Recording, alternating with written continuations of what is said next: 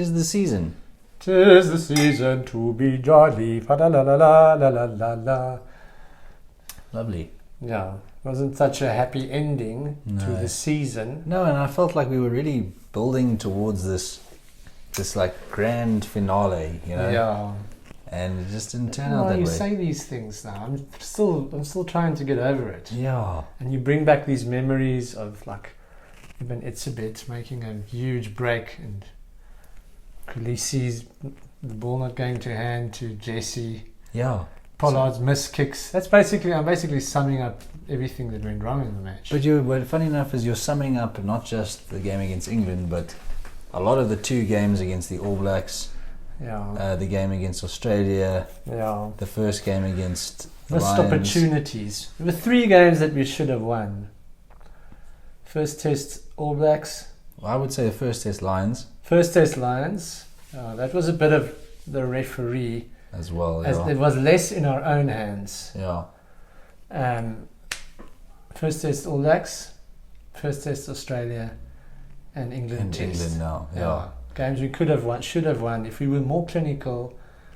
The bounce of the ball went our way. Yeah, but what I will say, England did play well in the first in that first spell. First half they were very, very good. And it was so much like that 2018, the first test at Ellis Park in 2018. Yes. Where we just didn't seem to be, we weren't reading the attack. Yeah. Overlap on every single, every single time they were on attack, and yes, and that fullback is tall. Yeah, no, he's a big unit. Yeah. He's like 2 meters tall. He's one for the future. He's going to be good if he can stay fit. Yeah, go back on the videos. You'll see that I said that the tall fullback is like the thing. It's like Yes. So this year. Yeah, so Full unit. and he's bringing the peroxide back. Yeah. Yeah. Oh yeah, is it peroxided? I thought it was natural. Oh, is it? It looks like he's going on his matric holiday with his peroxided hair. He is only 20, I think. Yeah. Yeah, so that was it. And obviously Andre Pollard missing those kicks. Yes, 2 penalties and a conversion by Yankees. Yeah. 8 points. Yeah. Didn't help. Yeah, and not respecting England enough to go for the points. Yeah.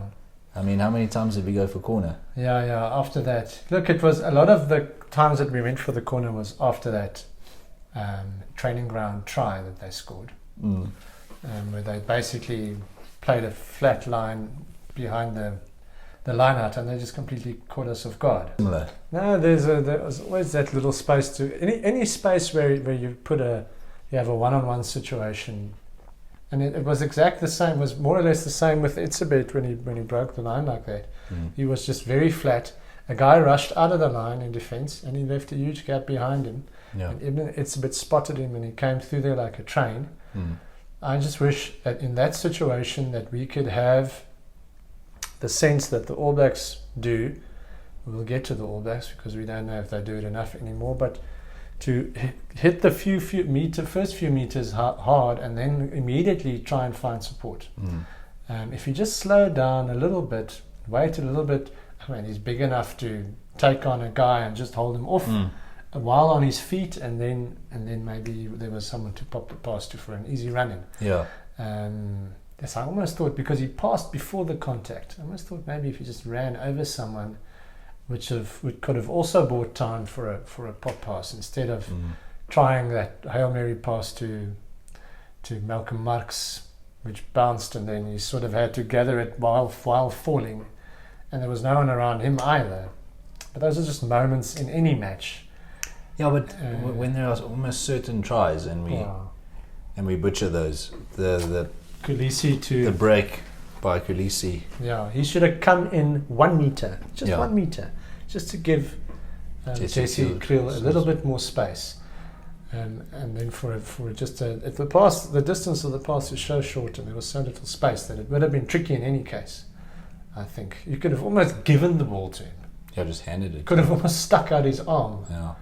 And let Jesse just run into the ball and take it from there.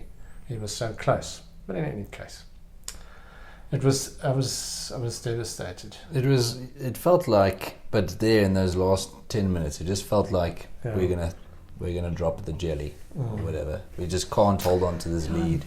even Frans Steyn jumping on the guy with his knees to make it an easier penalty for the kick. With that spell there of play, I got so angry at Herschel Yankees, and I was like, he's the least experienced player on the field and he gives away a penalty. And then the most experienced player on the field gives away a ridiculous penalty. Yeah. No, that was absolutely, just made the kick easier. I mean, Msia Kolisi getting the yellow, there was a penalty to England, and I thought they had made a huge mistake by going for the line. I thought, we're going to repel this attack. And then we just give away penalties immediately. No, that was devastating.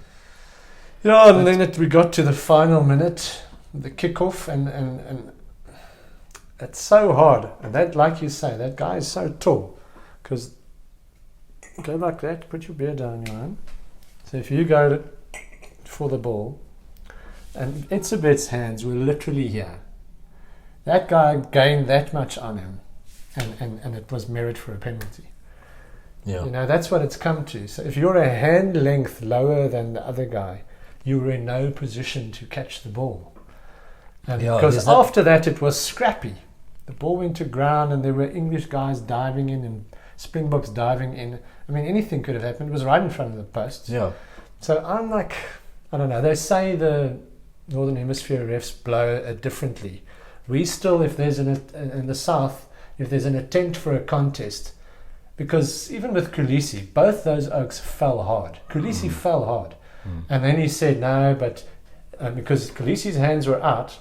Yeah, but then it wrapped. And then when he realised that we're gonna, and I spoke about it to my work colleagues as well. If you realise now I'm gonna fall blooming hard, are you gonna just go like this, or you're gonna grab onto the nearest thing? But would that have made a difference?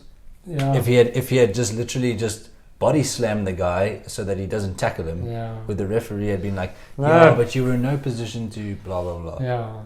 Look, the ref wasn't terrible. No, he wasn't terrible. He was. I thought he was fine with most things that was on the ground. He was on the ground and tackled our man. We tackled Kwacha when there was no one in front of him. Right in front of the ref. Yeah. Yeah, and we need to talk about that, about what is the way we think as fans, as people who talk about rugby, what do we think is the way forward with referees, with regards to referees? And we spoke about it briefly, that maybe you need a more skilled, like almost the best ref on the field must almost be the TMO.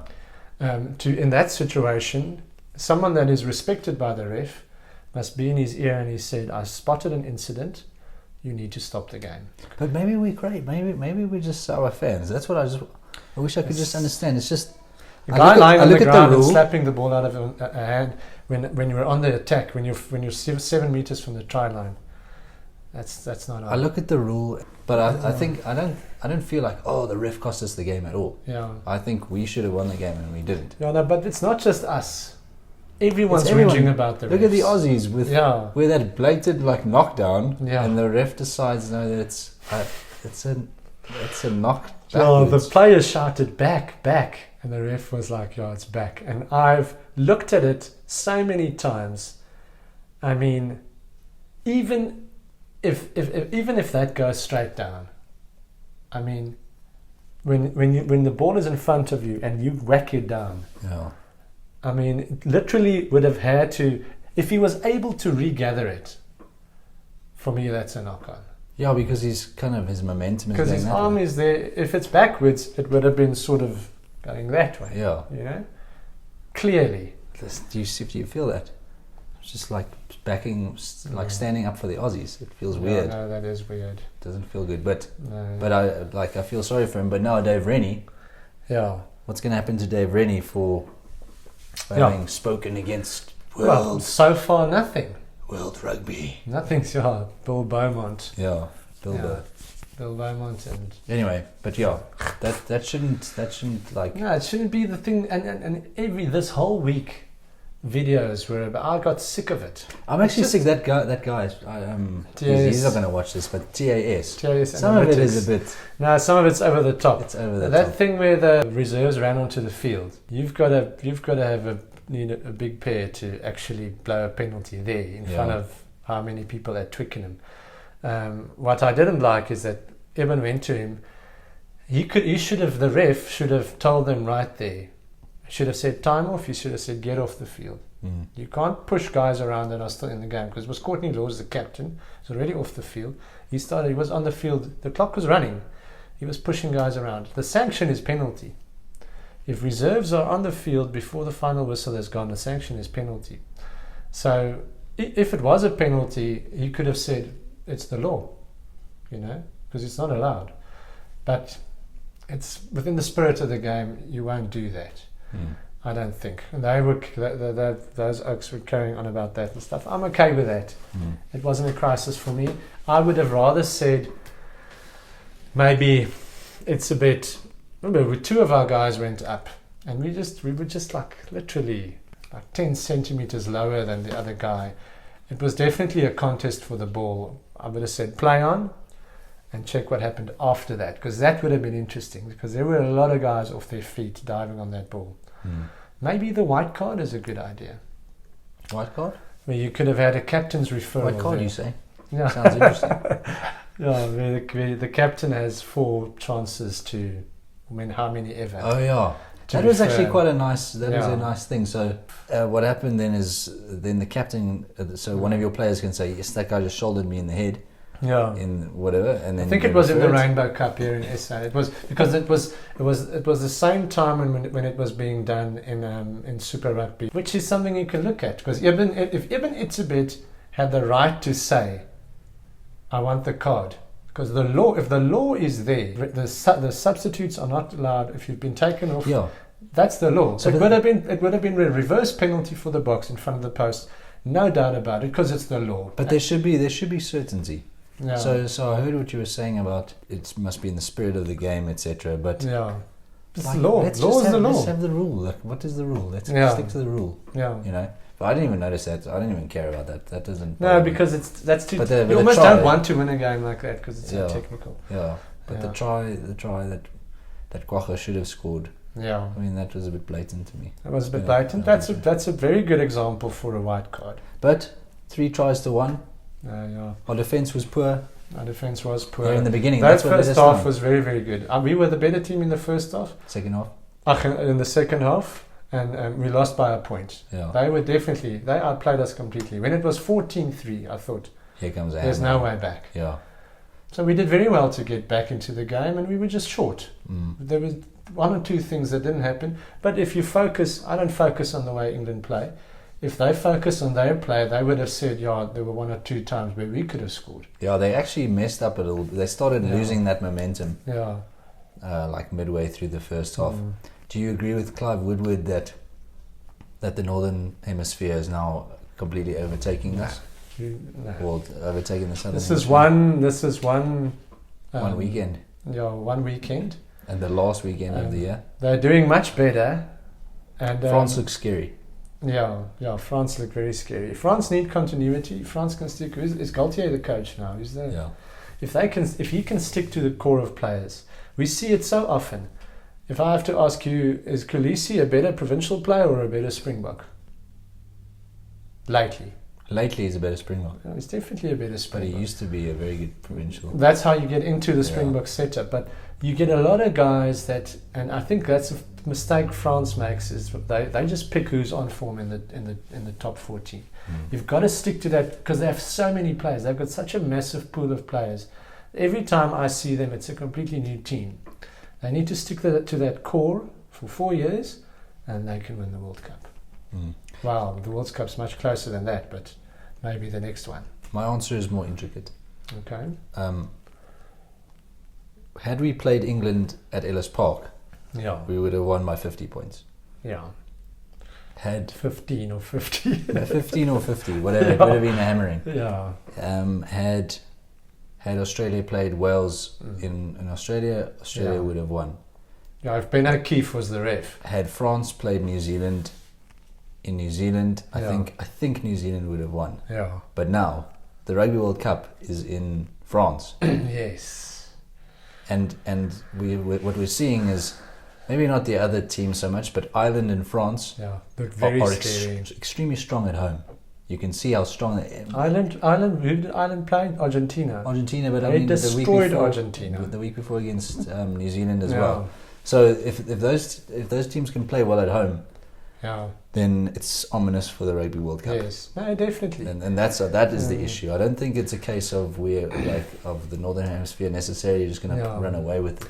Look, there's the root of the problem is also for me is there's a huge issue in Super Rugby. They can't just play the Islanders in Australia, New Zealand. They're not going to benefit from that. And then for us trying desperately to get into the URC with so little time left, and another COVID wave coming, and who knows, goodness knows what's going to happen. I think Southern Hemisphere rugby isn't in a very good space, because our provincial rugby isn't getting stronger, because the best is probably, and I don't want to admit this, but the best is probably if we just go back to a smaller format of Super Rugby, a 12-team or a 14-team Super Rugby. That was when Southern Hemisphere rugby was at its strongest. Yeah. Because now we're getting blown to smithereens in the URC. Yeah. We have to completely change the way we play. By the Irish teams, the Bulls have to play Munster on Saturday. Yes. It's going to be painful. Oh, I don't know. We'll have to see how they had lots of time to prepare now. A few guys will be coming back probably. I don't know if they'll just bring them in straight away. So we're playing it late at night. We should have been playing it 2 o'clock in the afternoon. Stein is probably back and so forth. Yeah. Would it be nice to have Dwayne? Like New Zealand as well, eh? John Kerwin can't keep saying that he thinks the loss is a good thing. Yeah. How many times are you going to say that? Every time they lose, he's like, actually, I think this is a good thing. Yeah. No, it's not a good thing. It's not a good thing. Yeah, the All Blacks lost 2 games in a row. Yeah. That doesn't happen. And the thing is, we've seen this coming for 2 years. The loss to Argentina last year, we saw that. The World Cup, whatever. When they chose the World Cup squad, we said, no. Yeah. Yeah. Yeah, when they just suddenly decided just before the World Cup to drop all those start markers. Yeah, there was a video afterwards. Who was it? About Owens. Owen Franks. Yes, I got that completely wrong. It's like playing Owen Franks. It's like playing 30 seconds and I say the completely wrong thing and you give me the right answer. Jack Michelson. Yeah. And who was it that burst out into tears and because his best friend got dropped from the World Cup squad? There was a whole video about it afterwards. I can't exactly. It was one of the tight forwards as well. It creates a problem in the core of your team. And the same with Ben Smith just being left and these 2 new wingers. And now they trusted George Bridge and now he's out in the cold. So I think there's trouble in paradise. The All Blacks are on shaky ground. Yeah. And I think more importantly, I'm not sure that they admit it to themselves. Yeah. At least when we are bad, we tell ourselves we are bad. Yeah, we try and find solutions. When we're at our best, we're like, no. When they lose, they just blame the other team. Away. They just say no, they didn't win it, we lost it. Yeah. That's always the thing. Yeah. No, they didn't win it, we lost it. Which we kind of did this year as well. No, we might. A couple of minutes ago. Yeah, no, England they were the better. They had the better first 14. We had the better second 14. They pipped us by. We created way more opportunities. Try scoring and kickable opportunities, and based on that, I say we lost the game for ourselves. Yes. But England took the opportunities and well done. Yeah. I hate to say it. Yeah, no, the Irish, it's the temper that they play at, and the how few mistakes they make, and new guys coming through, and they're on the right track. And the same with the French. It was a bit late. I missed the France game, but you guys, French and Irish, yeah. No. Yeah, that half-back pairing of Intermac and Dupont. Yeah. Oh, they look good. Yeah. And Wales apparently have like 20 players out or something. Yeah. So they'll be in the mix. That's another thing I read about this week. They were saying that the Welsh actually were like a 3rd-string side. Yeah. So I saw a few guys there who were in the Lions squad. You're bigger. And Ferguson and... Is he even Welsh? I just wanted to say Ferguson. Anyway, I'm not Irish. What an intriguing season! Yes. What an intriguing year it's been. Yeah. Cheers to the world number ones. Yeah. Yes. Cheers. Cheers.